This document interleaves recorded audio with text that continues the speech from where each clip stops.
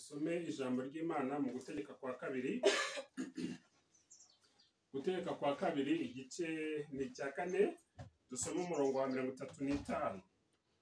Ni wowe werekewe ibyo kugira ngo umenye yuko Uwiteka ari we Mana, ari nta yindi keretse yo. Imana ishimwe cyane kandi Imana ihabwe icyubahiro. Ndanezerewe kubwo uyu munsi kubw'iki cyumweru twongeye guterana nk'iteraniro, kandi buri wese muhaye ikaze imbere y'Imana kugira ngo uyu munsi twumve ko turi imbere y'Imana. Ndetse no kubw'ijambo ry'uyu munsi, ijambo ry'uyu munsi ritubwira ngo Uwiteka niwe Mana, niwe Mana yonyine. Imana ishimwe cyane rero. Imana yabanye nawe, Imana yabanye natwe, kandi iratwemereye kugira ngo twongere tugire amateraniro y'uyu munsi yo ku cyumweru hamwe na bene data turi kumwe hirya no hino mu buryo bw'ikoranabuhanga batabashije kugira ngo bagere hano.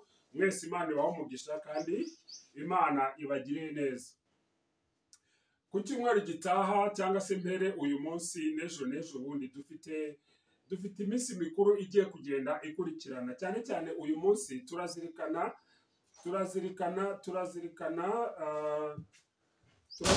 umunsi mpuzamahanga w'amashyamba. Umunsi mpuzamahanga w'amashyamba, ndetse umunsi w'ejo tuzazirikane umunsi mpuzamahanga w'amazi. Ejo bundi nanone dukomeze kuwa kabiri umunsi mpuzamahanga wo kwita ku bidukikije. Ariko hamwe n'ibyo ndagira ngo mbibutse ko ku cyumweru gitanu no by'umwihariko ni umunsi umwami Yesu Kristo yinjiye i Yerusalemu ahetswe n'icyana cy'indogobe, noneho ashagawe n'abantu benshi bavuga ati Hoziyana, hahirwa uje mu izina ry'Uwiteka Imana. Hoziyana, hahirwa uje mu izina ry'Uwiteka. Uyu munsi ijambo ry'uyu munsi, Uwiteka niwe Mana. Ubwo reka mbabwire ko ku cyumweru kizakurikira tuzaba dufite umunsi mukuru wa Pasika. Umunsi mukuru wa mbere, umunsi w'imena mu bakristo, ni umunsi mukuru wa Pasika, umunsi Yesu yazutseho akanesha urupfu, akakuneshereza, akaneshereza. Kubw'ibyo rero turi imbere y'Imana uyu munsi mu buryo bw'icyaniro bwo ku cyumweru, ni ukuvuga ngo dufite umunezero mwinshi. By'umwihariko rero uyu munsi ubwo isi yose itekereza ku byerekeranye n'amashyamba, cyane cyane gutera amashyamba, ni ngombwa ko twibuka gahunda y'Imana mu kurema. Imana yaremye n'ubundi ibiti nk'uko uyu munsi isi yose ibitekerezaho, kugira ngo igiti kigire ubuzima, igiti kibashe kwera imbuto mu gihe gishoye imizi mu butaka. Uyu munsi nk'abakristo, nk'abizera, ni ukubitekerezaho, tugatekereza buryo ki igiti kigomba kuba gishoye imizi mu butaka. Kandi cyane cyane by'umwihariko ubwo buri cyumweru tuba dutekereza kuri iki gitabo cyo gutegeka kwa kabiri, twibuke ko ni igitabo kitwibutsa ko tugomba gushora imizi mu ijambo ry'Imana, gushora imizi mu Mana. Imana ishimwe cyane. Uwiteka niwe Mana. Uwiteka niwe Mana, nta yindi Mana ihwanye nayo. Imana ishimwe cyane. Umwami Yesu yigeze kuba ari kuganira kandi abwiriza abo bari kumwe, ababwira umugani werekeranye n'umucamanza. Hari umucamanza utarubahaga Imana, utaratinyaga Imana, ndetse ntiyite no ku bantu. Noneho umupfakazi w'umukene akajya amusanga amusaba ati nyabuneka rwose ndakwinginze wandenganuye. Uwo mucamanza akamuhakanira. Bwacya umupfakazi w'umukene akamusanga, mbese yageragezaga kumenya gahunda y'uwo mucamanza, niba ari bumusange ku cyumba cy'urukiko, niba ari bumusange aho icyaha cyabereye, niba ari bumusange yakoresheje ibirori we, niba ari bumusange aho yatumiwe.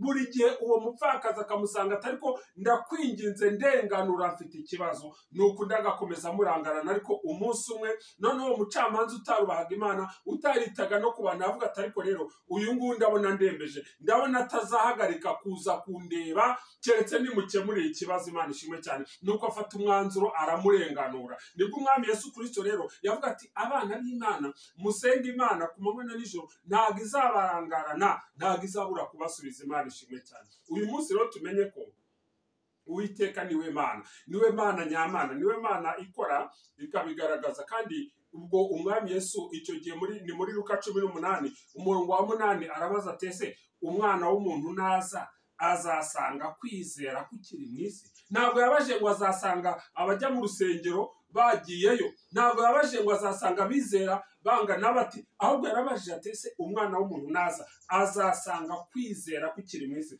Kubera iki Mose yatangaga ubutumwa bwiza? Ubu ni ubutumwa bwiza bwa Mose, Imana ishimwe cyane. Dusomye umurongo umwe, ariko nubona akanya uze gukomeza usome n'imirongo watuyoboreye gahunda yadusomeye kuva ku murongo wa 32 kugeza ku murongo wa 40. Nuvuga ngo ubu butumwa bwiza bwa Mose ni ubutumwa bwiza yahaga urubyaro rw'Abisirayeli mbere y'uko binjira i Kanani, kugira ngo bagende bafite kwizera. Ndetse ibice bibanza byo mu Gutegeka kwa kabiri, igice cya mbere, igice cya kabiri, igice cya gatatu, ni ibice bitwereka buryo ki Mose yabibukije ibyo Imana yakoze.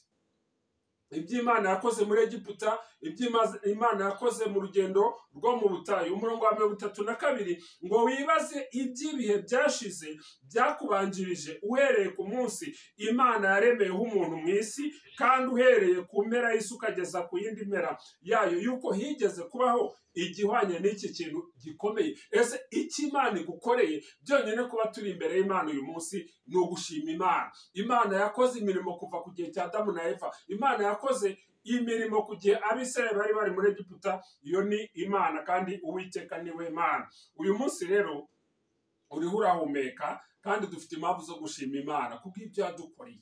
Kuba tukihumeka nyuma y'umwaka wose ushize icyorezo cya COVID-19 cyinjiye mu gihugu cyacu, ariko uracyariho. Ndetse by'umwihariko uyu munsi ukavuga uti ndaba imbere y'Imana, ndagomba gusenga. Imana ishimwe cyane. Iyo ni Imana, ni Uwiteka, ni Imana nyamana yakurinze. Mu rugendo rw'Abisirayeli ntabwo byari byoroshye.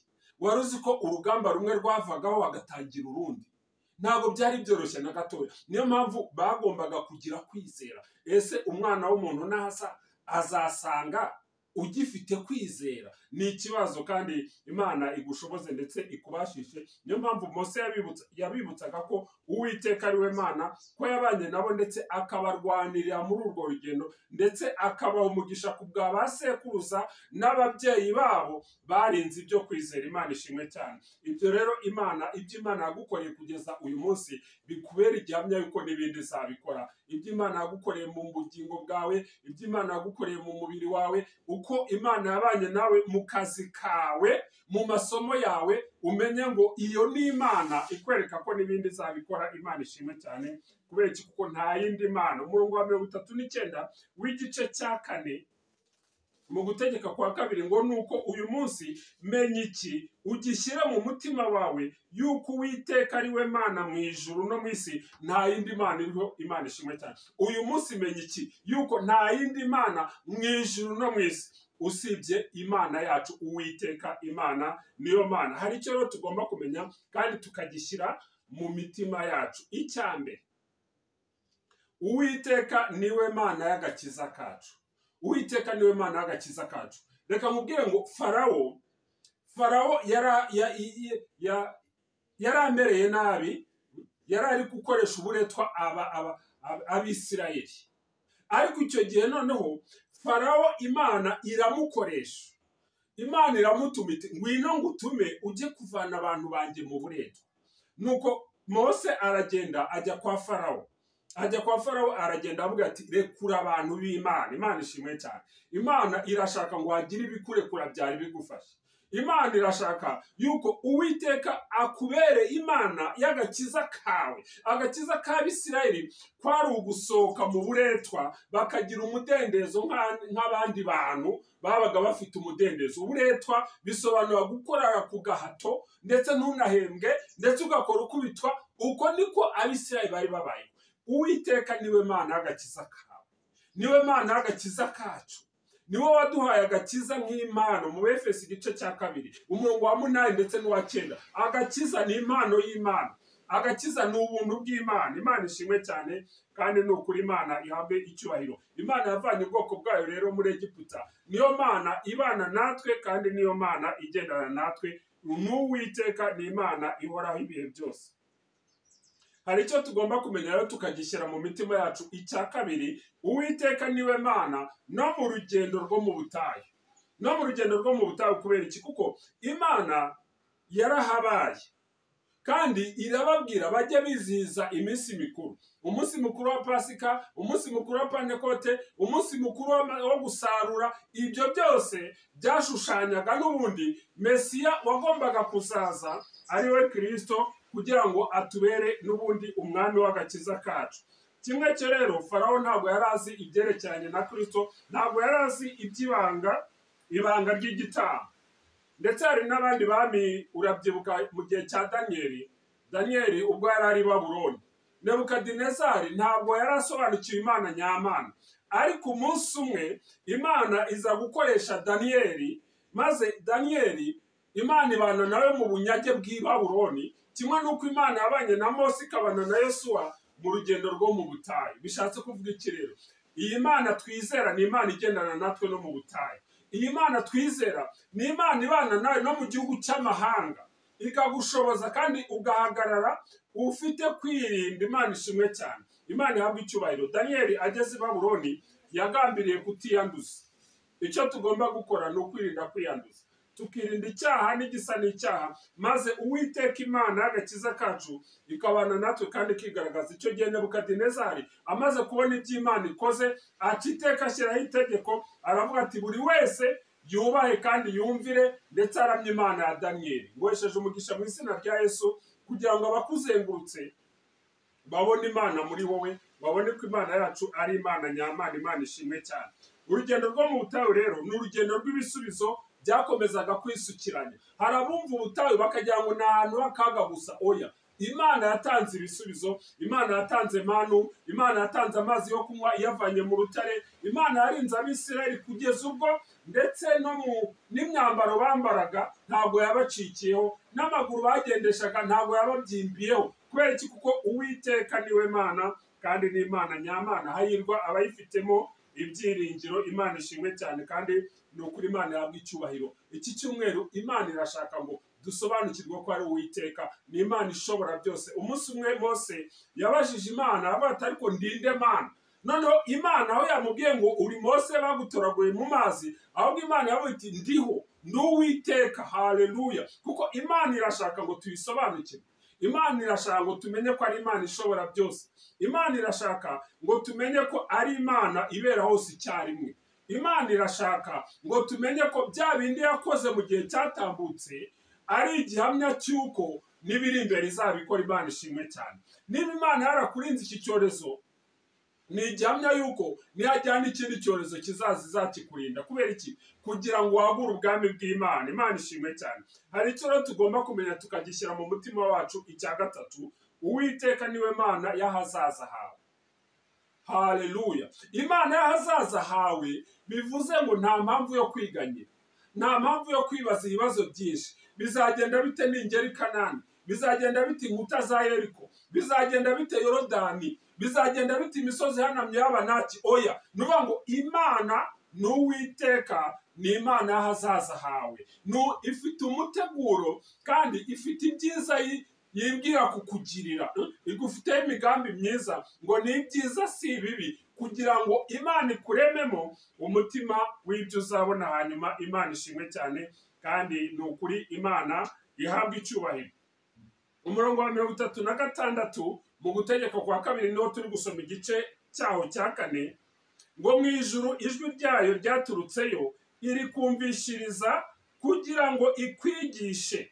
Mu isi yakwerekeyeyo umuriro wayo mwinshi, wumva amagambo yayo yaturutse hagati muri wo. Imana ishimwe cyane. Reka amagambo tuzagaruka ku cyumweru gitaha. Ariko Imana yacu ihinda guhinda gukomeye, Imana isubirisha umuriro ku gihe cya Eliya, maze ibigirwamana bya Bali na Ashera bikabura ijambo. Ndetse umunsi umwe isanduku y'Uwiteka Imana yigeze kugera mu Bafilisitiya, nuko baribeshya bayishyira mu rusengero rwa Dagoni. Ngo noneho bukeye basanga Dagoni yaguye, yavunaguritse, yacitsemo ibice. Kubera iki? Kuko Uwiteka Imana yacu niyo Mana yonyine. Imana ishimwe cyane. Kubw'ibyo rero ntutinye kandi ntugire ubwoba. Kubera iki? Kuko Imana yakubwira ngo wowe gutinya. Bishatse kuvuga ngo ushobora guhura n'ibiguteye ubwoba.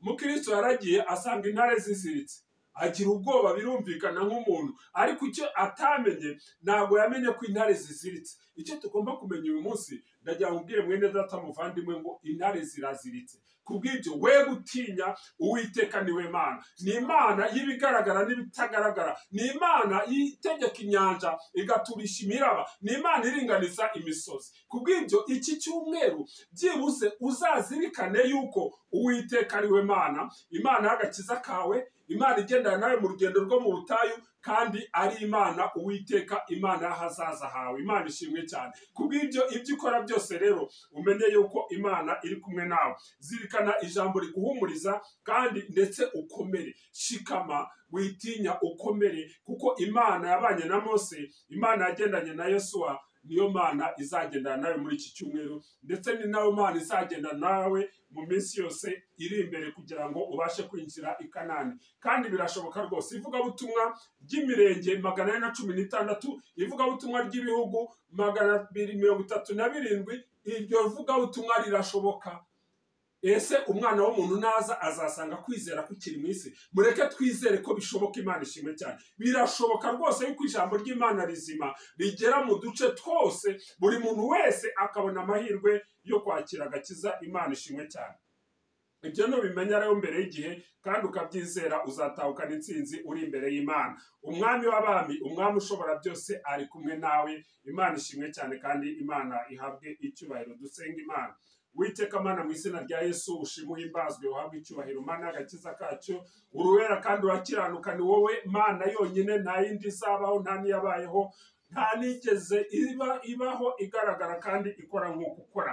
Uri Imana y'agakiza kacu, waduha agakiza muri Yesu Kristo. Ni wowe uturinda mu rugendo mu buzima bwacu bw'uyu munsi, kandi ahazaza hacu harashinganye kuko tukwizera.